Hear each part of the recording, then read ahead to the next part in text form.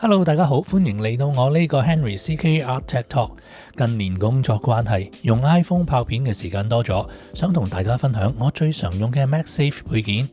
腳架、支架等係拍片嘅基本工具。早響幾年之前我就買咗個 Moment 第一代嘅 MagSafe Cage， 電話一級上去就得，而且 Cage 上面有唔同嘅 Flats 同 Cold Shoe Mount， 可以再裝唔同嘅配件，例如咪啦、SSD Mount 同埋補光燈等等。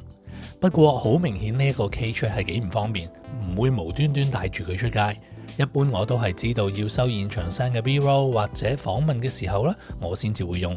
最主要係為咗可以避免手揸住電話嘅時候錄到揸機嘅摩擦聲，而方便隨時帶出街就非 Move 嘅接合 iPhone Card Case 莫屬啦。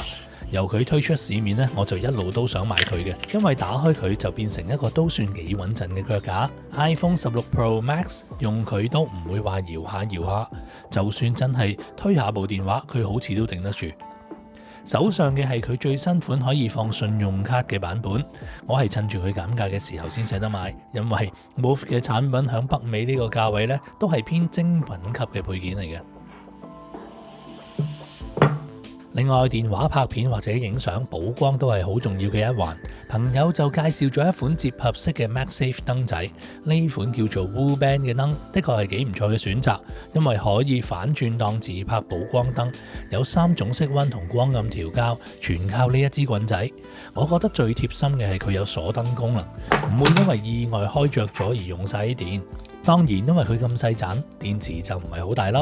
Full Power 嘅話可以用到35分鐘。如果將佢校到最細嘅 power 咧，可以用到70個鐘。